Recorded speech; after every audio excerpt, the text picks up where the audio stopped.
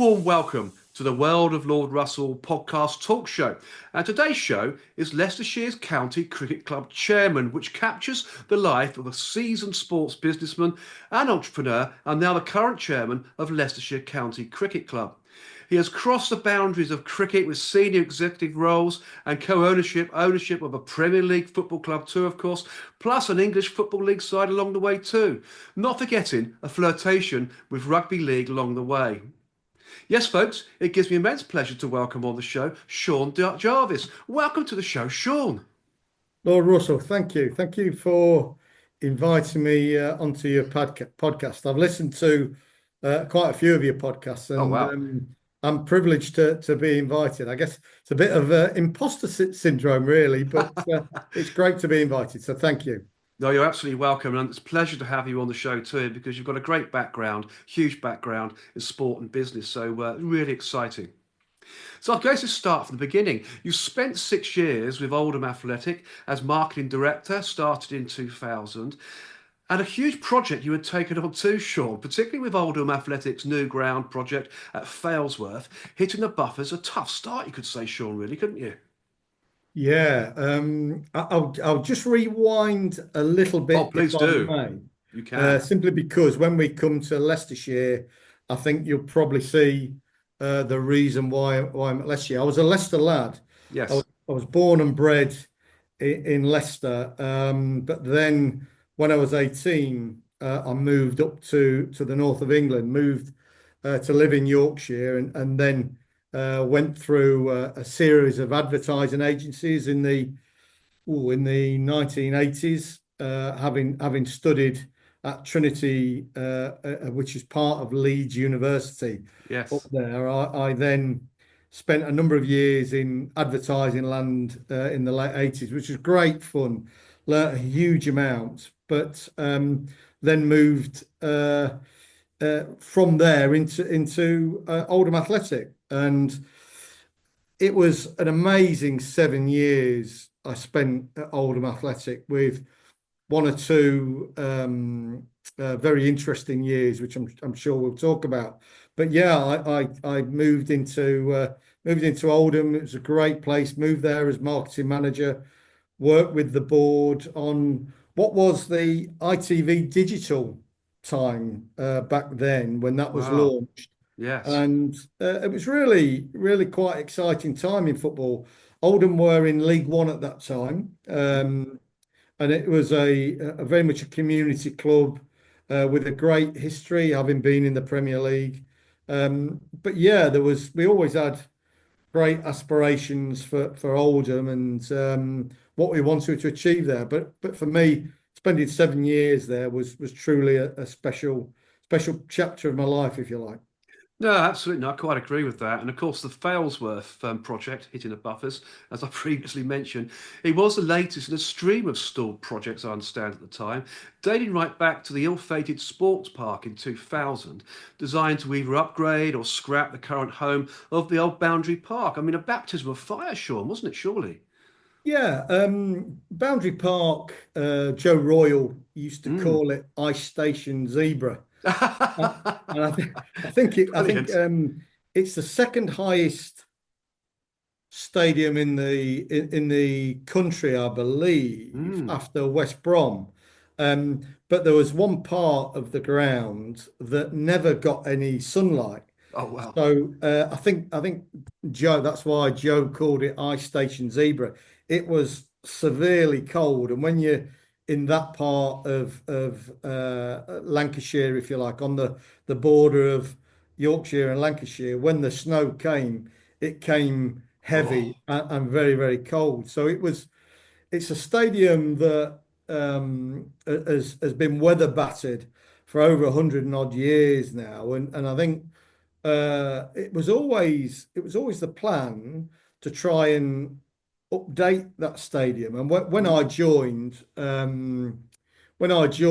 it was always a bit of a pipe dream, but there was talks around moving to Failsworth, which is kind of Manchester City territory. Mm. But the Oldham faithful didn't really like that, and it was more a case of the Oldham faithful wanted to stay put at Boundary Park, which has now, since my time, has had a bit of a facelift.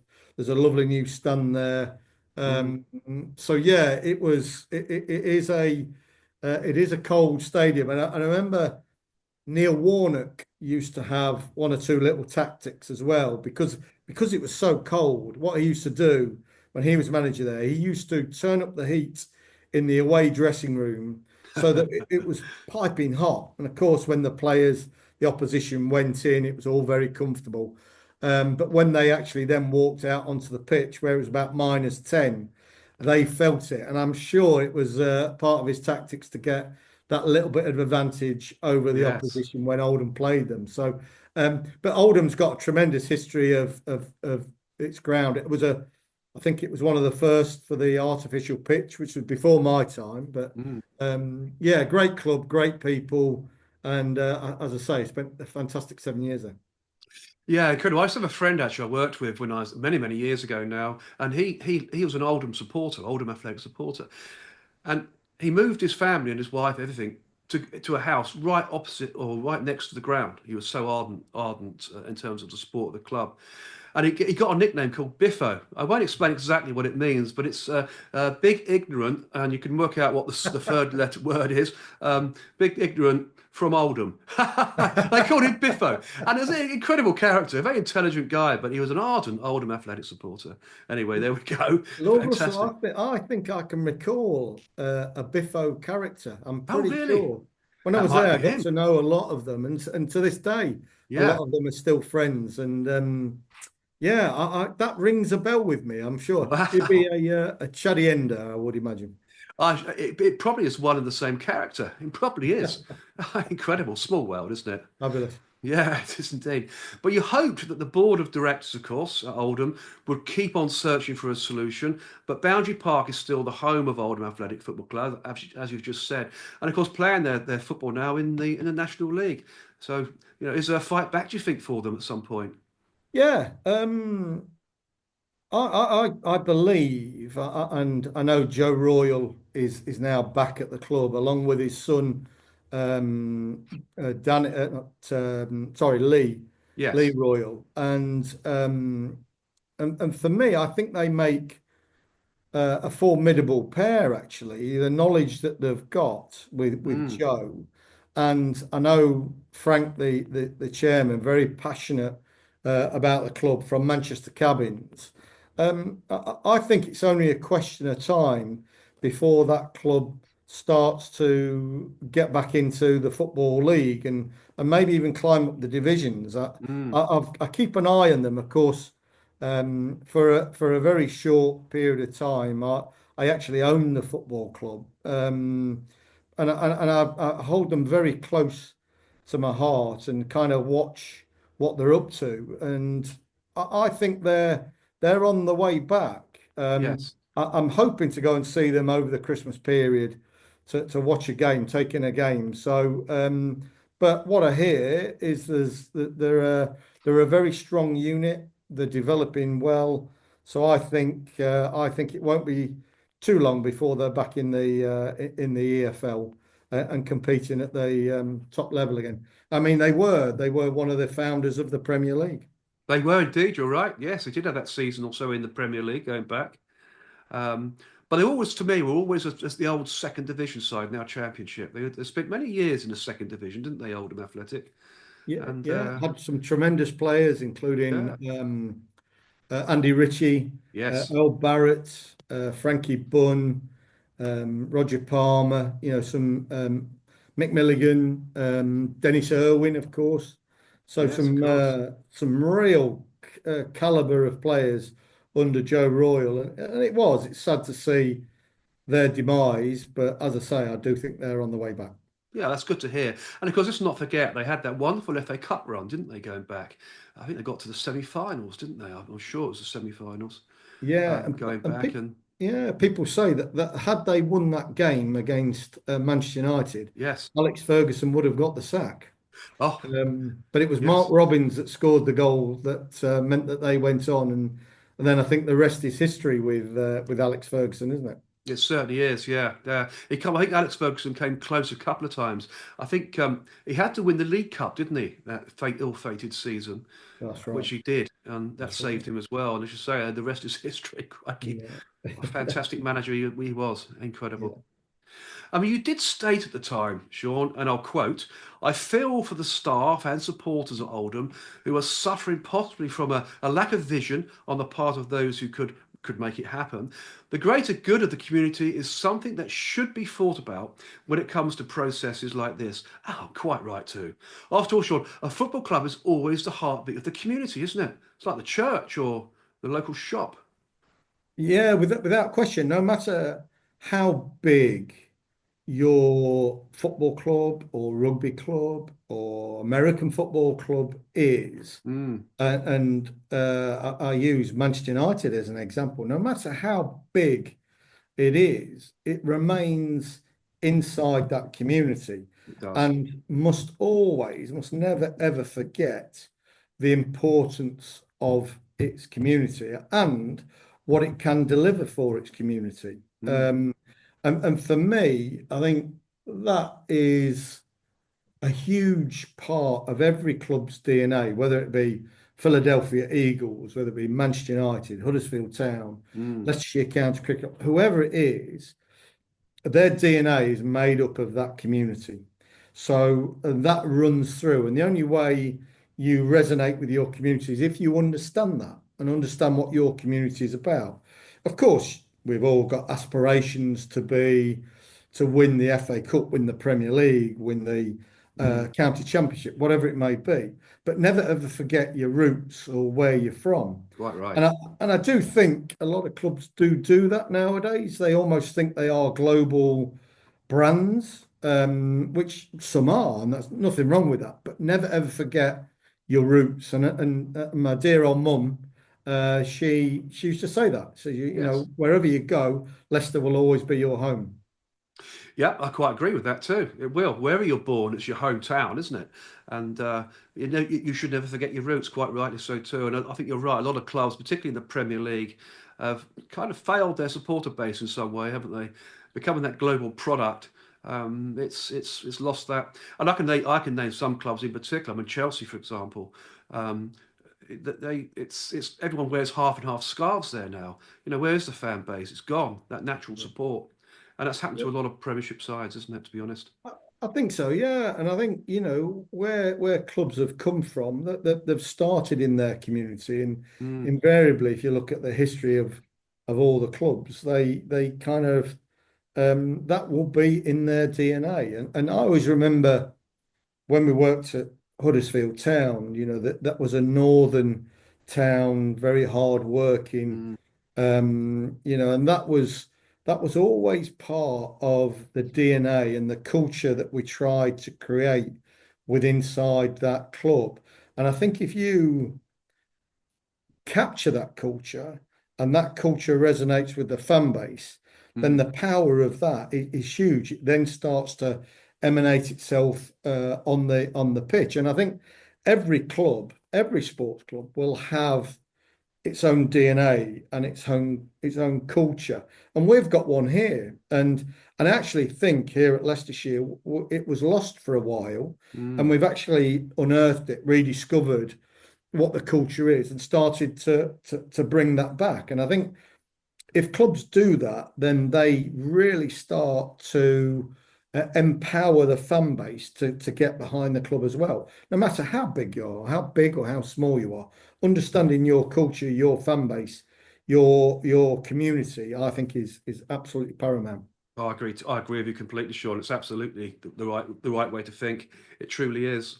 I mean, you also owned, as you said earlier on, Oldham Athletic Football Club. So how did this come about? I mean, you didn't just suddenly own it, did you? You were working there, and all of a sudden you became the owner of the club, the CEO, the chairman. I mean, how did that come about? It's an interesting Yeah, story. Lord Russell, it was a very bizarre couple of years. Yes.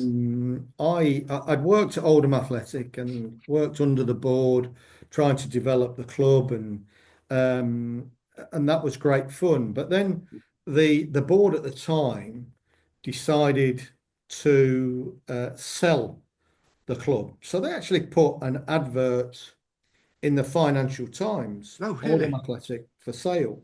Wow. And a number of people came forward, and one individual, wealthy individual from Stockport, actually, he was on the lookout to try and buy a club. I think he tried to buy Stockport County, but had failed at that time. And anyway, Oldham Athletic came forward, and he came forward and agreed a deal with with the board at the time. So he took over. He was a gentleman called Chris Moore, Mm. who had a business called Torex. I think it was Torex Retail, which was a software business. A wealthy individual, and he bought the club, and then sort of changed the board. The old board, if you like, they moved away. They were made up of old people that had been supporters of Oldham Athletic for a very long time, and it was almost their chance to then get out, if you like. But Chris came in. Chris came in and then created a board of people that he knew, and he'd got business associates involved on the board, this, that, and the other. Mm. And I worked for Chris for a couple of years, and it was a real roller coaster of a ride. And at one point, I think we got to the playoff semi-finals against Queens Park Rangers. We'd drawn the first leg, but got beat in the second leg by a Paul Furlong goal. And at that point, the owner, Chris Moore, his life had started to change. I think he'd had one or two issues domestically. Hmm. I think there were one or two issues on his business life as well. That he then decided it was time to move away from Oldham Athletic.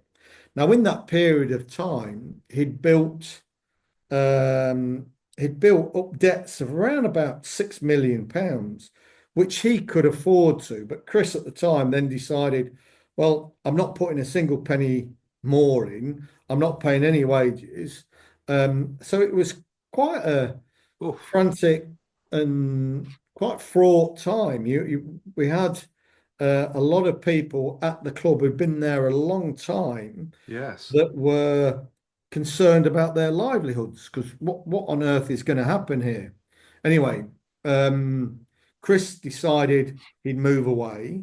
The players started to exercise their rights, because if you've not been paid for a fortnight Oh, yes. at the time, you could exercise your right to leave the club. So we had players like Chris Armstrong, Fitzhall, good footballers that had Yes. value, that were saying, "Well, look, I'm going to have to exercise my right and go and play for another team," which you could understand. Mm. Now, at that time, the board that Chris had brought in, or all his friends, they just disappeared. So I actually found myself being the most senior individual in this circumstance, and Wonderful. all the staff that had been there a bit long in the tooth were saying to me, "What shall we do?" So I'm kind of scratching my head. And for a whole summer, I spent every day and night trying to find a buyer of Oldham Athletic. Now, Oldham Athletic didn't own the ground; it was literally just a piece of paper. Mm. And I had the sublime to the ridiculous of people that came forward. One in particular from a Norwegian individual, which, if you want, we can come on and chat to. But we had hoaxes, we had people that were interested in the land, but not necessarily the club. So Mm. I found myself in a real difficult position whereby the clock was ticking, the season was getting closer. I had the EFL sort of saying to me, right, well, you need £500,000 in the bank to have the golden share Mm. of, otherwise Oldham Athletic will go bust. and a bit like what's happened to Bury, it will disappear. Yes. So as I say, I looked high and low for any person that could buy Oldham Athletic, and we managed to get a consortium of people together that we could raise money. We did a fundraising event with the trust of Oldham Athletic at the time, and managed to somehow get together roughly £750,000 Mm. ring fenced to keep that club alive. But it needed a buyer.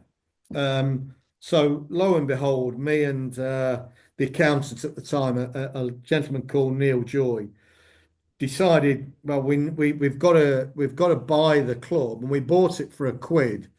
And the EFL were happy with that because then we could play the games for the season. And we always said, well, look, we've got £500,000 in the bank. We can live on playing a very basic team to try and get some results and just see how we go. And in the while the season's up and running, try and find some investors or try and find somebody who would come and buy the club.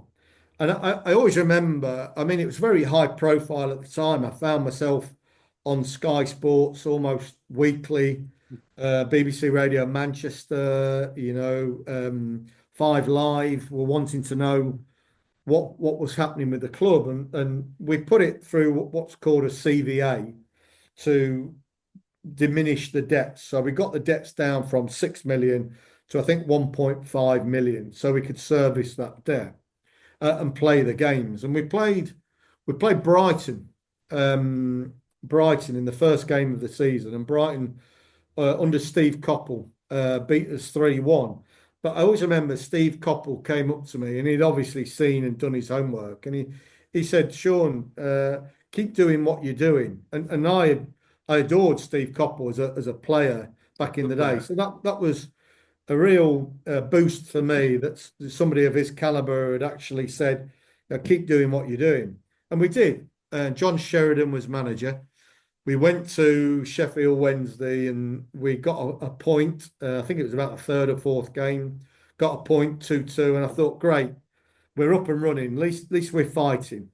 And in that time, in that sort of first 10 fixtures of the season, I was still on the lookout to try and get somebody who could maybe take over the club, because I wasn't a wealthy, and to this day, I'm still not a wealthy individual.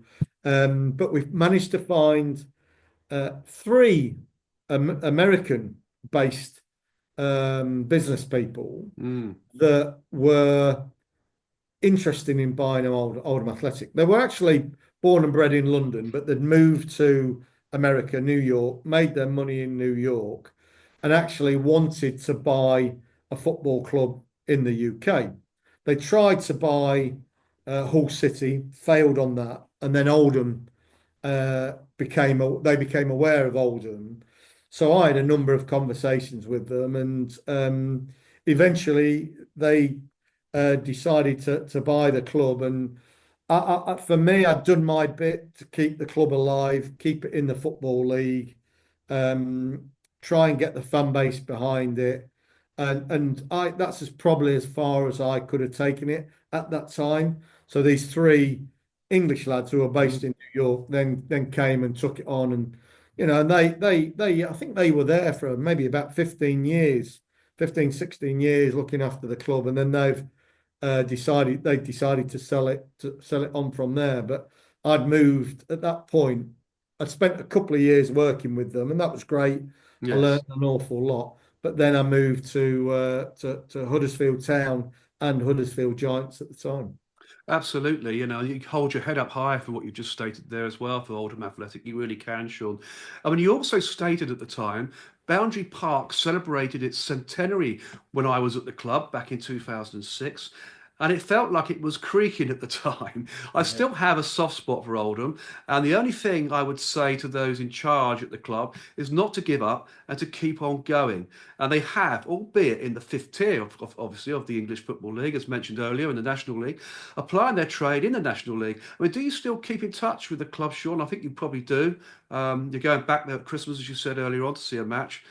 But yeah, keep in touch. Why not? Yeah, You've got oh, a rich tapestry of absolutely. life there. Yeah, no, absolutely. Lee Royal is a friend of mine, and we exchange a couple of text messages every now and again. Wonderful. And I think him and his team are doing an excellent job. And the three lads that owned it prior to Lee built a new stand at Boundary Park, which could grace many a division Yes. around the world. It really is quite impressive. And what I've seen is that the gates and attendances have all held up. So yeah, do you know, I when I eventually, Lord Russell, hang up my boots, Mm. I will visit Boundary Park a couple of times, and I think it still needs to develop a bit more. And I hope that investment in the future is forthcoming. I know they've invested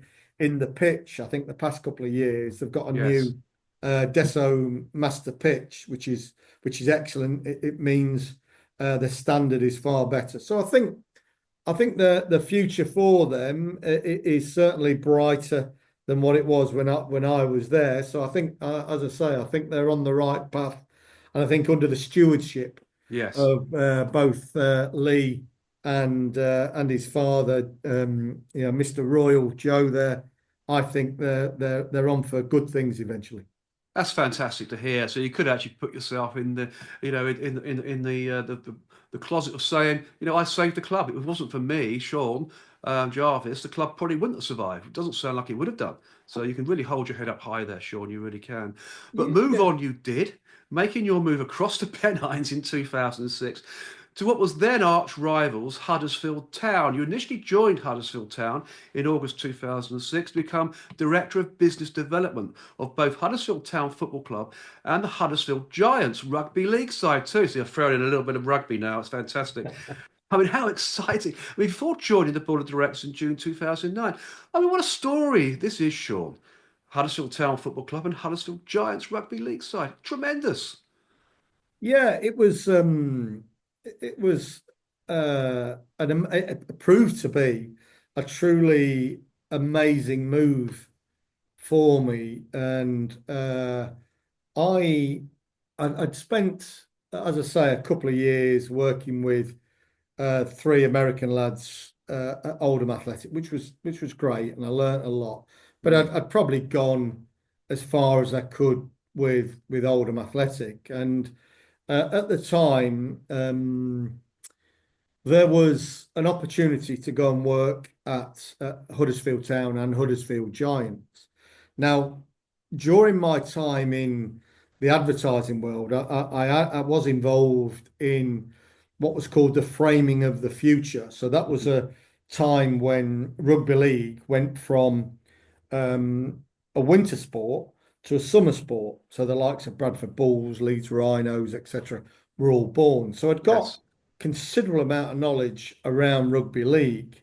So moving to Huddersfield, which is only 10, 15 minutes away from where I lived in a place called Brighouse, it was a perfect role for me. Mm. And I was doing two roles really. One was looking after the football club, and the other one was looking after the rugby club, Huddersfield Giants. So you had Huddersfield Town and Huddersfield Giants, and it was owned by an individual called Ken Davey, who um, is a financial man. So his background very much sort of finances, insurance, and that kind of financial market. And I went to work for Ken, and it was a cautious approach to how business was done for both Giants and Huddersfield Town. And I was working 24/7, 7 days a week, because when the football season finished, the rugby league season started. So I was literally working every single day, Yes. and it was taking its toll. But I loved it. Rugby league is an amazing sport. I think when you've got two very similar teams going at each other, there are very few sports that can actually match it as a spectacle. Agree. It's truly a great sport in that sense. And I know it's struggling at the moment, but hopefully they'll find some sort of solution. Absolutely. Very The football fast-paced club, game. yeah, amazing game. I mean, truly, when you get those two teams, that are very similar, it can be a great spectacle. It's like the grand finals can be great events as well. Um, so I kind of worked in rugby league and football under Ken Davey, and then Ken decided he wanted to sell the football club. Um, he probably felt he could take it as far as he could, and that it was time for a bit of change. And he uh, found a gentleman called Dean Hoyle. And Dean Hoyle is a successful businessman, very much more entrepreneurial in the sense he came from a retail background. So when you had Ken Davey from a entrepreneurial financial approach, you had Dean Hoyle from an entrepreneurial retail approach. So it's two very different characters. Definitely, yes. But Dean came in as chair of the football club, and I worked a little time across both clubs. And then Dean said to me one day, I want you working for Huddersfield Town, not Huddersfield Giants. So I had to make the decision to go and work with Dean, of which I did. Mm. Football was probably my first love in terms of sport. So I spent then 15 years working with Dean Hoyle at Huddersfield Town, which was an amazing journey. Incredible journey. And in your role as commercial director, you were primarily involved in developing new income and sponsorship activities. And of course, you understand the importance of relationship management, which is a great attribute to have, which is instrumental in improving communication and engagement between the club and its supporter base. Amazing. You were the driving force behind the formation of the Huddersfield Town Supporters Association. Amazing relationship management skills indeed, Sean. I mean, you really did put yourself into that club, didn't you? Yeah, I gave it my all, really. Yes. Under Dean's guidance. I mean, he's a Huddersfield lad, and he supported the club since a boy.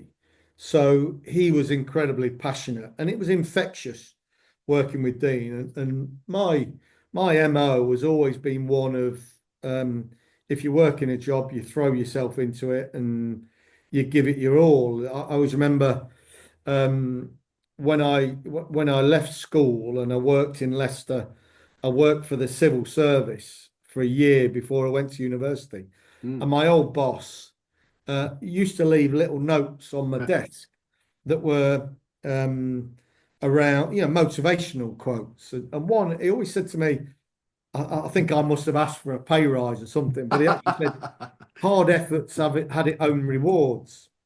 And to this day, it's resonated with me, and that's always been my case. You put hard effort in, and the harder you try, as Gary Player said, the Mm. luckier you get. And that was very much my way of working at Huddersfield Town.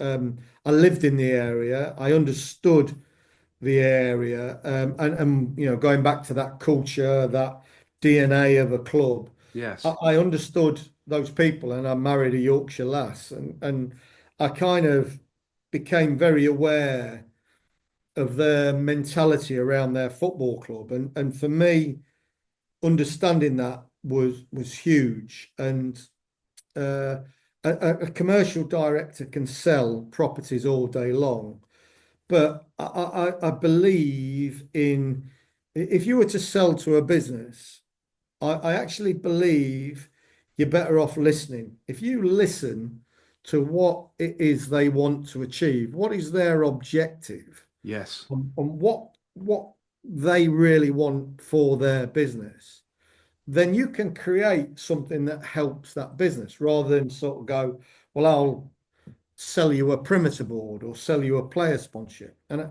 I give you an example. I joined after Oldham Athletic. I joined Huddersfield Town, and a friend of mine was the owner of a local pharmaceutical business, and we played football together.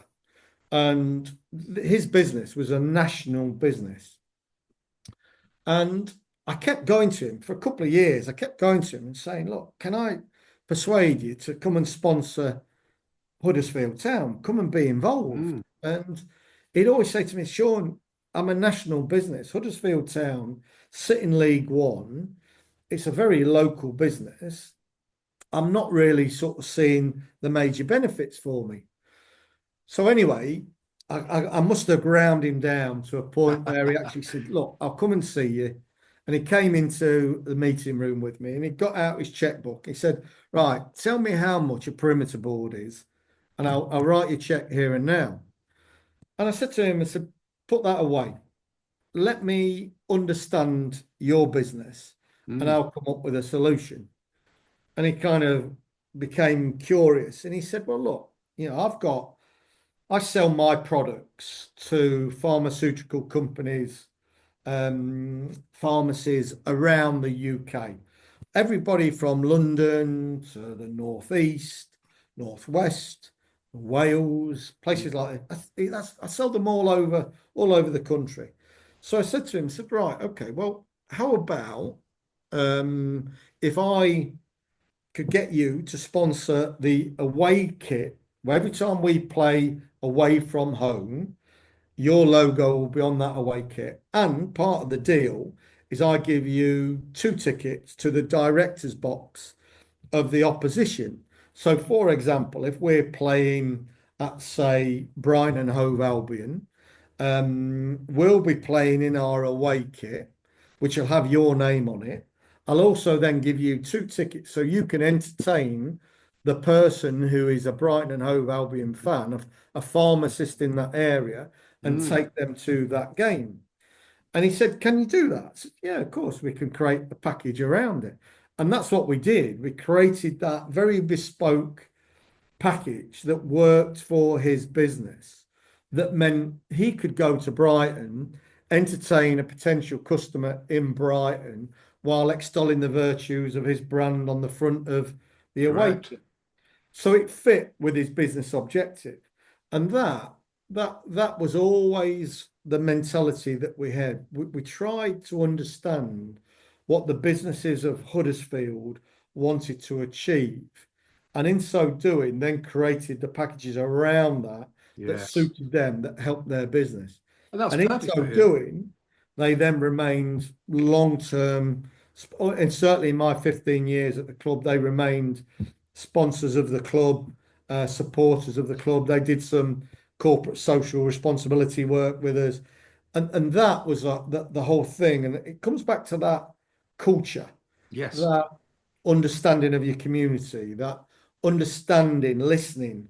And I think if you do that, then those relationships are far stronger, far more meaningful, far more providing the results that everybody wants. And that was what we were all about as a football club, really, getting to know our community. Yeah, quite rightly so too. And of course, what you did there was quite an incredible thing because it gave the guy the national coverage he wanted. So the width and breadth of the UK, England, away matches, he had it all there, didn't he, really? So he could invite people along to the various stadiums up and down the country on away matches with his branding on the shirts and the tickets for the director's box to entertain, just say, his business contacts in those local areas. So it became a national coverage for him, didn't it, really? Which is brilliant. Absolutely, and that was the case. There Yeah. were other ones, like there were other ideas where we had an insurance company that was a local business, Mm. And they said to me, said, Sean, I'm really not interested in entertaining on match days. I just want to come to the game and watch the match Yes. because I can get quite vocal with my language, quite colourful, and I don't really want somebody next to me when I get so. But he said, I do want to meet the MDs of all the businesses associated to the football club. Mm. So then we came up with an idea whereby we said, right, okay, well, 4 times a year, what we'll do is we'll hold a lunch inside the boardroom or the changing room or wherever it may be in the stadium, and we'll invite 10, 15 businesses to come and listen to the manager or the chairman, so Dean Hoyle or David Wagner, and stories of the football club Mm. that were outside of match days. And the insurance company loved it. And again, it was all about listening to their objective, creating a package for their objective. And Definitely. that then they meant that they would stay on as partners and sponsors of the club, and their businesses would succeed as well. And that was a key thing. Whilst Mm. we were successful, we wanted the community and the people of Huddersfield, the businesses of Huddersfield, to be successful as well. That was very much kind of Dean's mantra, Mm. where he was passionate about the town and wanted the town to succeed and be successful. Oh, God, it's a fantastic story, and hugely successful bit of technique on your behalf to understand the client, potential investors. Absolutely perfect. You also became a trustee of the Huddersfield Town Foundation, so more than most, you understood or understand the importance of inclusion, education, and of course, opportunity through sport and activity. You became a perfect ambassador for ROKT, Charity Foundation. I mean, that's something as well, isn't it? It's always good to have a bit of charity thrown in too, Sean. Yeah, I one thing I learned from Dean Hoyle was about giving back, Mm, and that's one of the reasons why I'm kind of back here in Leicestershire, and I'm sure we'll come back to that. But Dean Hoyle was had a philanthropic outlook in life, brilliant. and uh, the foundation, the charity, the football club's charity Mm, at the time was um, really one that kind of delivered programs to schools in terms of learning to play football, which is nothing wrong with that, but it was quite narrowcast in its approach. And Dean actually sort of said to me, "We can do so much more with the foundation, and we can try and raise money for local charities. We can try and help our community." And I'll give you a couple of examples of what we did. So the first one was we wanted to help Yorkshire Air Ambulance, which didn't get any government funding. It really relied on donations to serve helicopters around yes. our community. So we sort of said, okay, well, why don't we undertake a fundraiser to try and raise money, hard cash, for this charity, this Yorkshire charity that serves our community.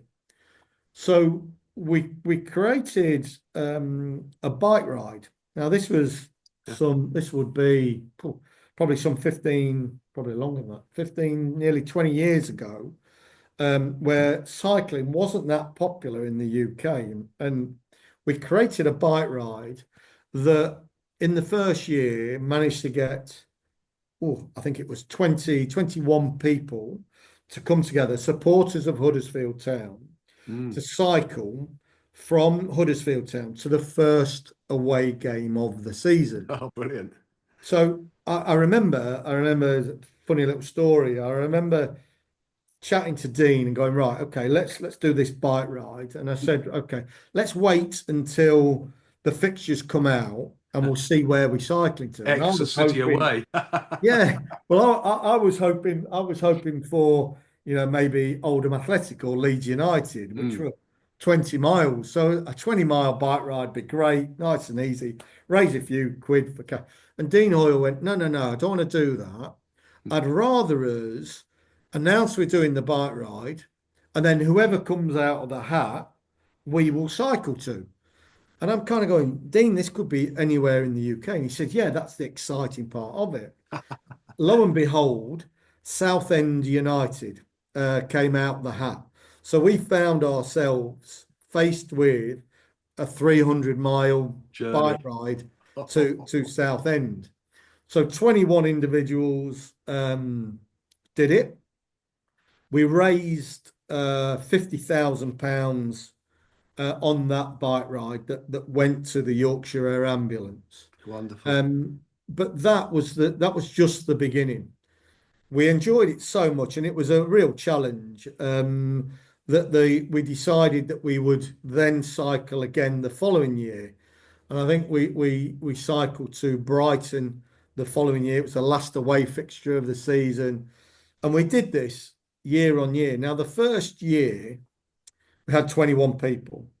The second year we managed to get 169 cyclists Wow, what a from growth. Huddersfield Town to cycle from Huddersfield all the way to Brighton. So the roads around Peterborough and all that were chaos at the time, Mm. but it was amazing. And we raised, I think we raised about £200,000 that year. Incredible. The third year, we managed to get together 250 cyclists that cycled back from Yeovil back to Huddersfield. So we did all these bike rides, and we did them over a period of 10, 12 years, I think it was, Yes. and managed to raise £2.5 million for the Yorkshire Air Ambulance, the Huddersfield Town Foundation, and one or two Incredible. others. So it was a fantastic initiative that engaged with businesses, that Yes. engaged with the fan base, engaged with the community, and really brought in the passion and the whole DNA of Huddersfield Town, which was truly amazing. I said I'd give you another story, which was the foundation. So the foundation delivered football programs, but Dean sort of said to me once, said, I'd like to create a a breakfast club that we can support a local school. So through the relationships that we'd built up around the Huddersfield area, and one of them was a company called Total Food Services that could get the food for us, a food distributor that got the food for us. And we started a breakfast club within a school that actually fed underprivileged kids, pretty much a whole class Mm. of kids. Anyway, we then decided that we'd try and raise money for that. We try and get businesses to sponsor it, and to this day, I do believe that the breakfast clubs continue, and that they are feeding thousands and thousands of children who can't afford meals or breakfast. They're Mm. feeding those kids prior to school and helping them develop. So we whilst it was great being in charge of a football club and getting to the Premier League, we actually felt that it was so important for us to contribute back to our community, and they were just two examples of what we did, and there's lots more that Fabulous. we did as well. Fabulous. I mean, you was also a director of Huddersfield Town or Huddersfield Canal Side, the training ground for Huddersfield Town Football Club, and chairman of Place to Make It, a group of local business owners who promoted Huddersfield. I mean, where did you find the time, Sean? You seem to be doing almost everything It, whilst you're at Huddersfield Town. you're right. I think I must be a sucker for punishment. I do try and help as many people as I can. And so you mentioned Rocked there, which is Yes. a local charity in Brighouse. I don't do an awful lot, but I try and repost some social media and help them. Yes. The Place to Make It was all about how we as a group of businesses could elevate Huddersfield as an area. And there were some amazing stories around Huddersfield. So, for example, Huddersfield cloth is very famous. Mm. The glass in the London Eye is made in Huddersfield.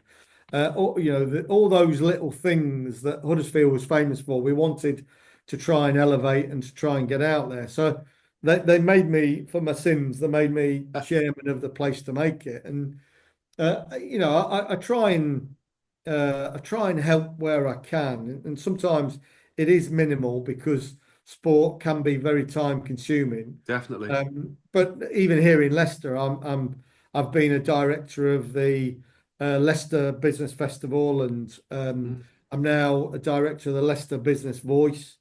So I just try and help wherever I can and try and use my knowledge and my leverage within sport to try and open new audiences Yeah, where I that's possibly can.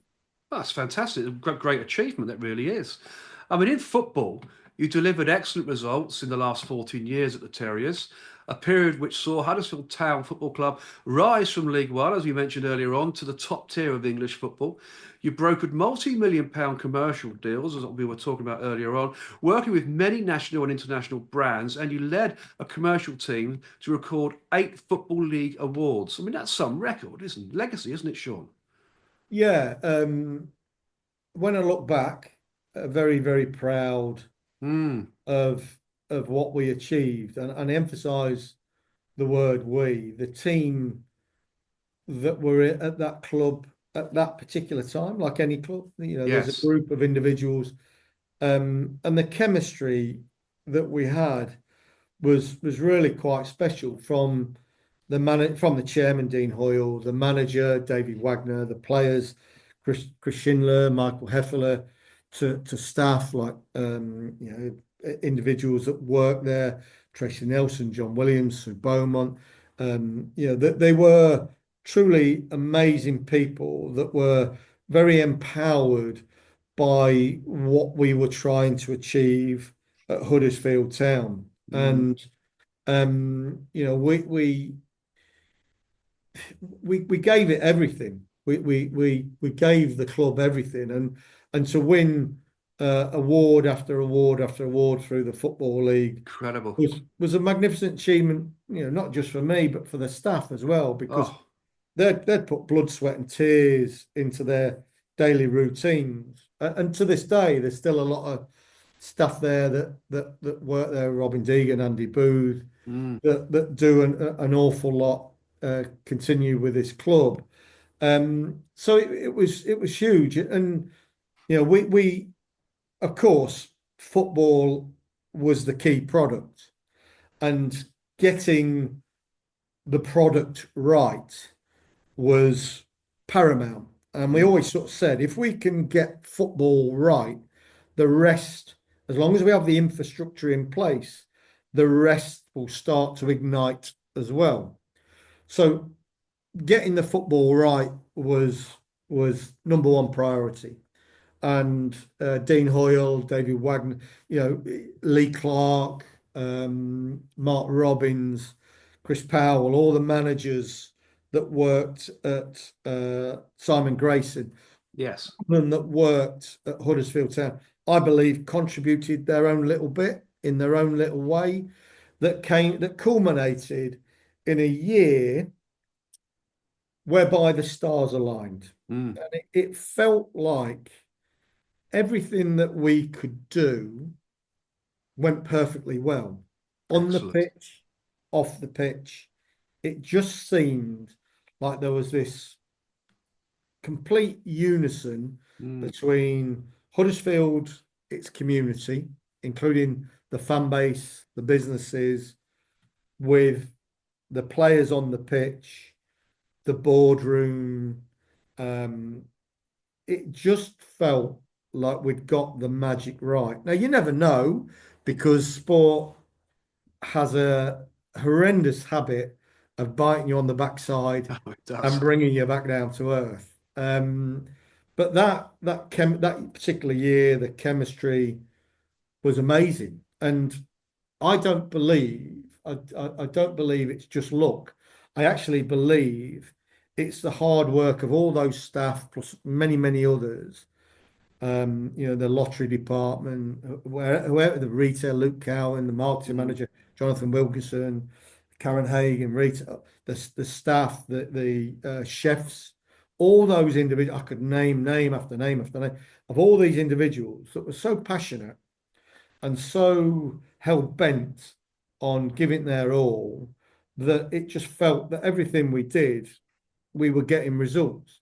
And that's what happened, really. I think Mm. I always remember first couple of games. I think we went to Newcastle in the championship, and we won. We won at Newcastle 2-1, and the euphoria of us beating Newcastle. That was early on in the season. Yes.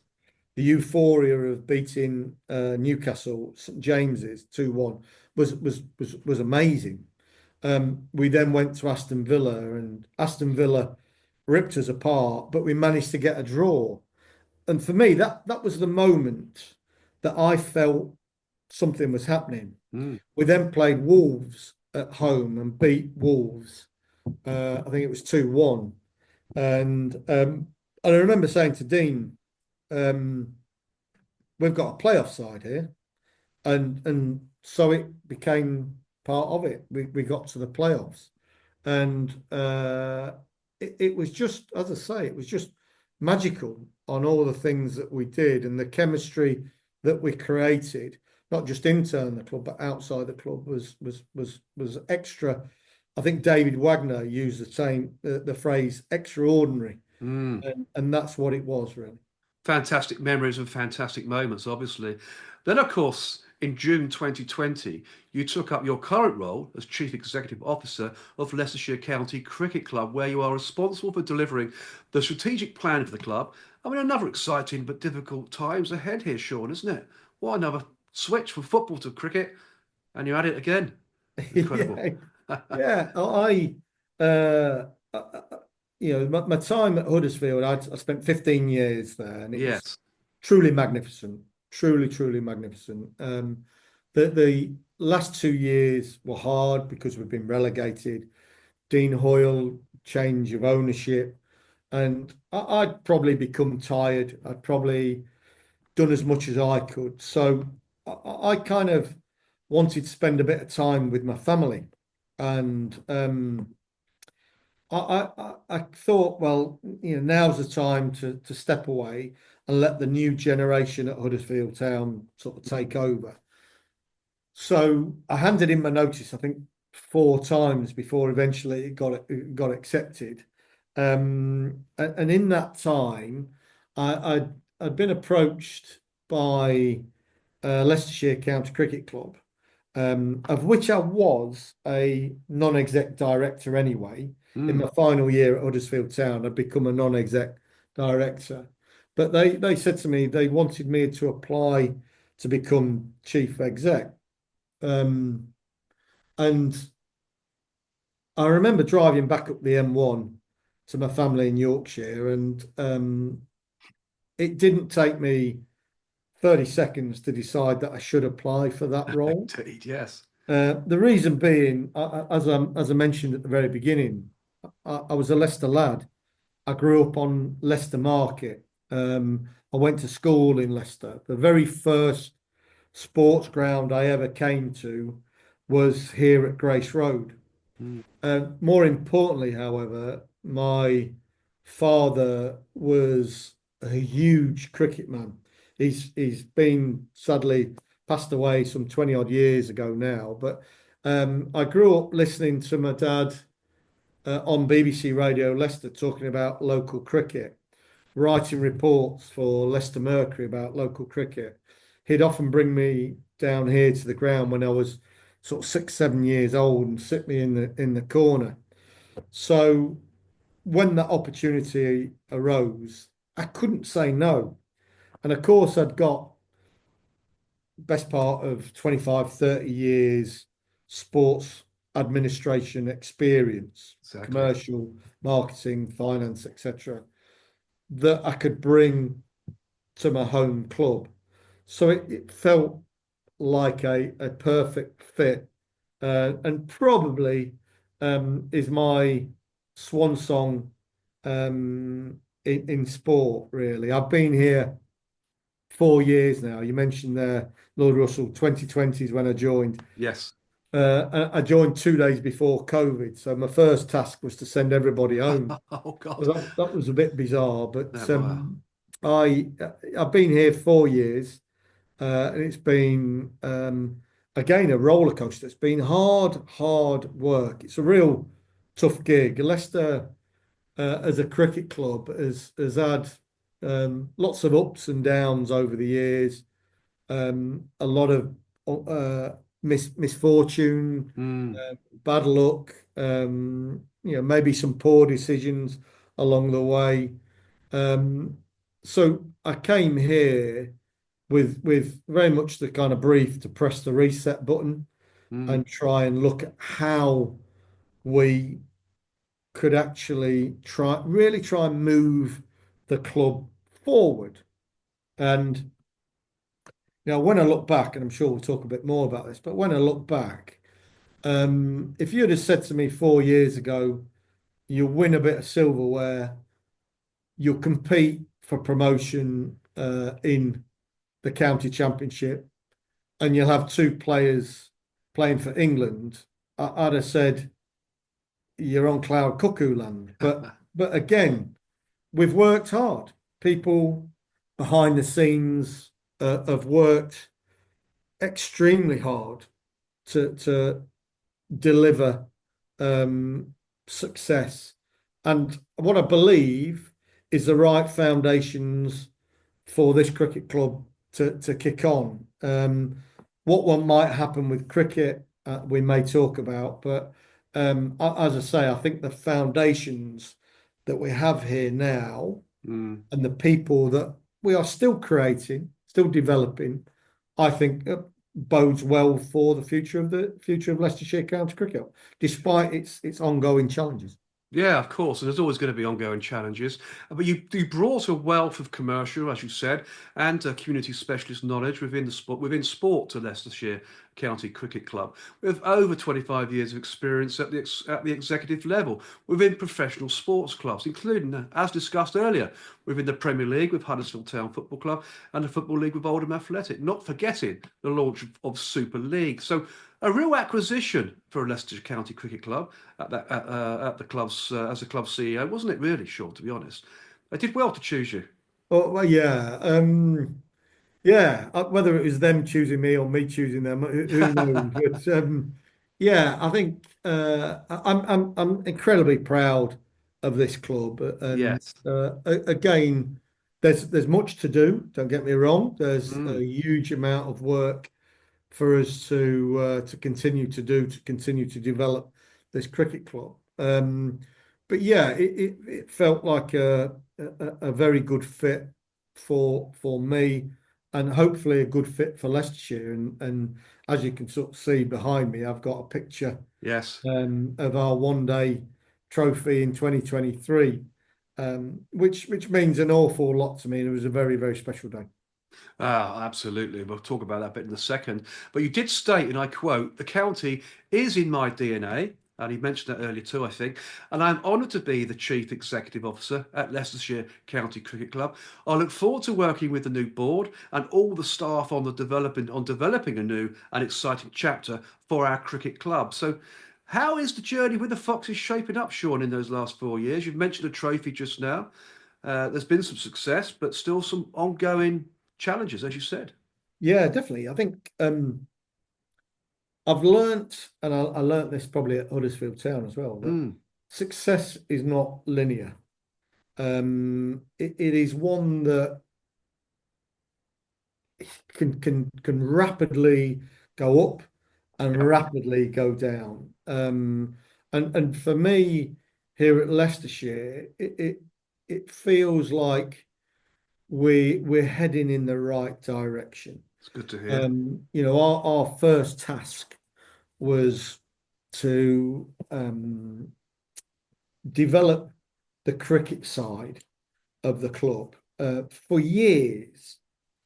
And if you were to analyse the performances over the Mm, past I guess, 15 years, you'd see that the club was ranked pretty much bottom of nearly every competition that cricket had, and it was often regarded as the whipping boys of cricket, Mm, little old Leicestershire. So we wanted to change that narrative, and over the past 4 years, we've done that. We've if you looked at our team prior to COVID, you'd argue that maybe one or two players were sought after properties. mm, Now I could put my hand on heart and actually say that the whole squad would probably get another. If once their contract expires, another county would probably want them. So we've created a team, we've created a culture within the changing room yes. that is one about not just competing, but actually about winning now. And, we've worked hard over the past 4 years, and individuals have contributed along the way, including, Dan Weston, who was a big sports analyst that kind of used to do a lot of stats and facts and figures behind for us. Ali Maiden, who part Mm, of the academy, Paul Nixon, players that have played for us. All those, they've all contributed to get us to this point. Even though they're not necessarily part of the recent journey, they've all contributed. of course I they think have. now we've got the likes of Claude Henderson, who's director of cricket, John Thorpe, our chairman of the club. At the beginning, I'll just correct you right at the beginning, Lord Russell. You call me chairman. I'm chief exec, not Chief chairman. exec. Yeah, but that's all right. The chairman's okay with that. Yeah. So the chairman in John Thorpe is a great guy, and the triumph of those three individuals, of myself, John Thorpe, Claude Henson, work extremely well together. And then I think from that point, along with the board, it then starts to filter through the whole business. Of And course it that's what does. we're trying to create. And I think where we've started is getting it right on the pitch. And if you look at where we are now, and I've done my own little bit of analysis. I think we were, as I say, ranked about 18th out of 18. I Mm, think we're now ranked about 13 out of 18, with the performances that we've put in. So we've certainly shifted the dial a little bit, but the mm, desire is to continue that and to get into the top 10 and then really compete at the highest level.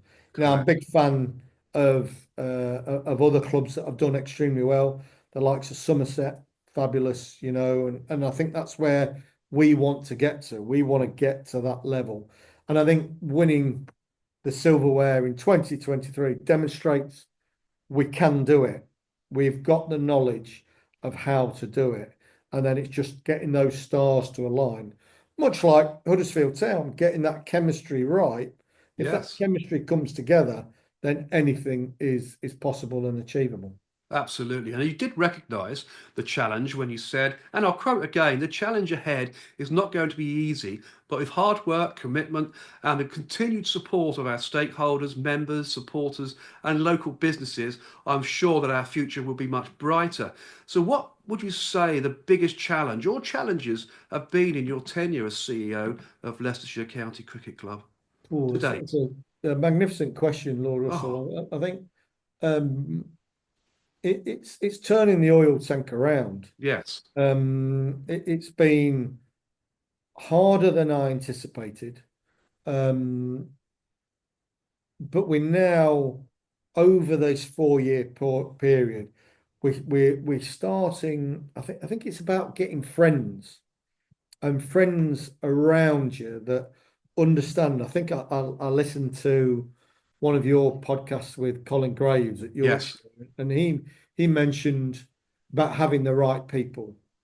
And you need the right people that can see inside your mind Definitely. and Yes. can see inside the chairman's mind and the director of cricket's mind. If you can, the three people at the top, if you can get people underneath that get that vision and want to deliver that vision, then that's when the magic happens. And quoting Colin Graves there, he talks about it's all about getting the right people around you. It And is. I think that's been the challenge for me. I've been away from Leicester for best part of 25 years. So coming back has been tough, but I've now started to reconnect and we've got people that understand the vision, understand where we're trying to get to, and are working hard. And it comes back to that harder you work, the luckier you get. And that's not just about the commercial director, not just about our stadium manager or the cleaners. It's about our captain, our players, our chairman. If we all work hard, then the magic truly can happen. I agree. I mean, it has been stated that with a record equaling three T20 trophies, which Leicestershire have had, a one-day cup triumph just last year, as you previously mentioned, Sean, and a fierce pursuit of promotion in the county championship, the Foxes are on an unstoppable journey. But the Vitality County Championship Division 2 table shows that Leicestershire have struggled this season with one win from 14 matches, 10 draws and 3 defeats, and sitting in fifth place, well off the promotion places. So what went wrong this season, Sean? And I'm sure the weather didn't help either. Those 10 draws are probably weather created, weren't they? Yeah, we do I think this season has been one of regression? No, because I think we've emerged with an yet another England player in the likes of Josh Hall. Yeah, So I brilliant. think I think the season has shown promise and progression, but the results have not quite been there. But I think we got beat by the weather at Derbyshire. I Yes. think had Louis Kimber just managed to see out the amazing innings that he did down in Brighton, it might have been a different story. And we found ourselves at a point in the season against Yorkshire Mm, whereby we needed to win. We needed to win that game to put ourselves right in the promotion battle. And our pitch was probably a bit of a green top that day. And in my opinion, whoever won that toss on that morning was going to be in the box seat for that fixture. right. And of course, the toss went up, and who won it? Yorkshire. So we were always up against it from that lunchtime. I think we were 57 for 7 or something Mm, like that. So we were struggling, and I think that was the point our season ended really. But that said, that said, there has been some real highlights from this season. The emergence of Alex Green. mm. What a kid that's come through our academy, 17, 6'6", built like a brick, you know what.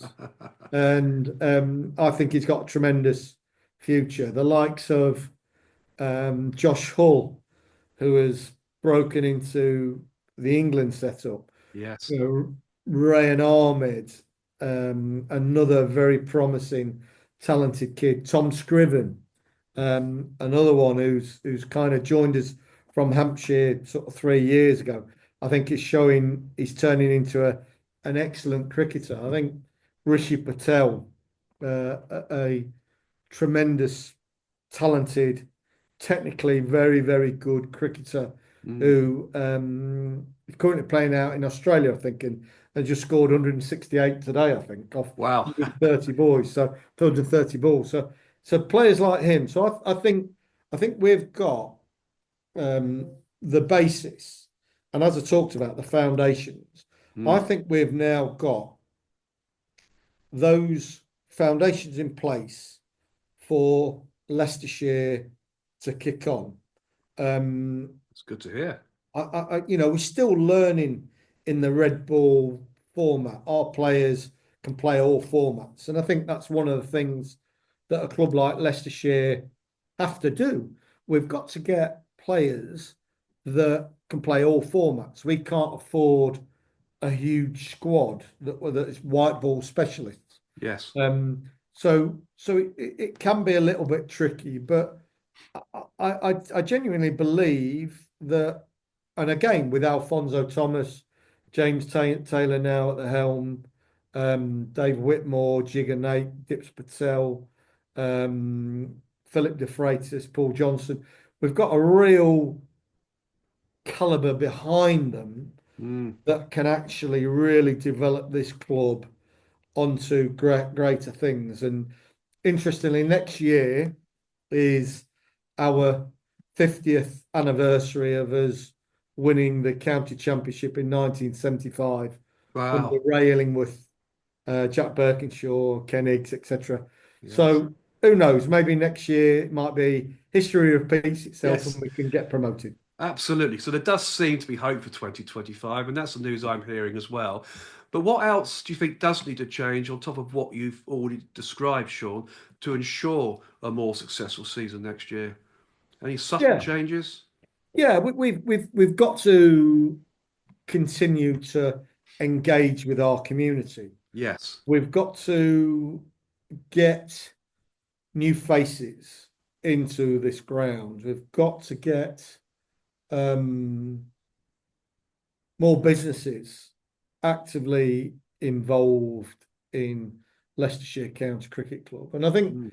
we're we're setting plans to do that. We've got a an excellent developing foundation at the moment that is doing some great work in the community, and I think we should start seeing the fruits of that labour over the next couple of years. So we've got to engage with the many diverse areas of Leicestershire to really get bums on seats. Absolutely.